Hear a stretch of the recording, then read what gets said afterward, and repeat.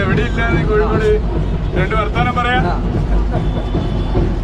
അപ്പോ എല്ലാ നിലയിലും ഒരു നദിക്ക് കുറുകെ ഇതുപോലെ ഒരു സംവിധാനം കേരളത്തിൽ അപൂർവമാണ്, ഇന്ത്യയിൽ അപൂർവമാണ്.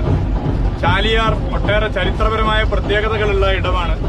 ആ ചാലിയാറിലൂടെ ഫറോക്ക് പുതിയ പാലത്തിന്റെയും പഴയ പാലത്തിന്റെയും ഇടയിലൂടെ സിപ്പ് ലൈനും അതുപോലെ തന്നെ ഇതുപോലുള്ള കേബിൾ കാറും ഒക്കെ തന്നെ പ്രവർത്തനം ആരംഭിക്കുന്നു എന്നുള്ളത് ഏറെ സന്തോഷകരമാണ്. ഇതിനകം തന്നെ ഈ പ്രദേശങ്ങൾ ടൂറിസ്റ്റ് കേന്ദ്രങ്ങളായി മാറിയിട്ടുണ്ട്. ഫറോക്ക് പഴയ പാലം ദീപാലങ്കൃതമായി മാറിയതും പുതിയ പാലം കളർഫുള്ളായി മാറിയതുമൊക്കെ നമ്മൾ കണ്ടതാണ്. ആ ഘട്ടത്തിൽ ചാമ്പ്യൻസ് സ്പോർട്ട് ലീഗ് വള്ളംകളിയും ബേപ്പൂർ ഇന്റർനാഷണൽ വാട്ടർ ഫെസ്റ്റും ഒക്കെ നടക്കുന്ന ഈ വേദിയിൽ പുതിയ പുതിയ ഐറ്റംസ് വരികയാണ്. സർക്കാർ സ്വകാര്യ പങ്കാളിത്തത്തോടുകൂടി ടൂറിസ്റ്റ് മേഖലയെ കൂടുതൽ ഉണർവോടുകൂടി മുന്നോട്ട് കൊണ്ടുപോകാനുള്ള ഒരു എളിയ ഇടപെടലാണ്. നല്ല അനുഭവമാണ്. ബാക്കി ഇവർ പറയും.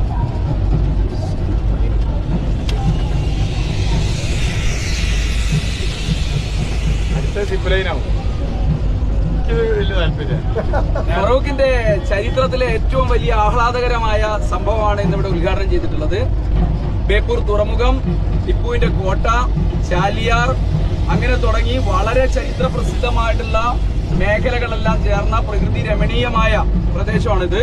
ബഹുമാനപ്പെട്ട മന്ത്രിയുടെ നേതൃത്വത്തിൽ ഫറോക്ക് പഴയ പാലം നമ്മൾ പൂർണ്ണമായും ലൈറ്റ് തെളിയിച്ചതും അത് സൗന്ദര്യവൽക്കരിച്ചതും പുതിയ പാലം നവീകരിച്ചതും എല്ലാം ചേർത്ത് ഫറോക്ക് ബേപ്പൂർ ഒരു ടൂറിസം കോറിഡോറായി മാറാൻ വേണ്ടി പോവുകയാണ്.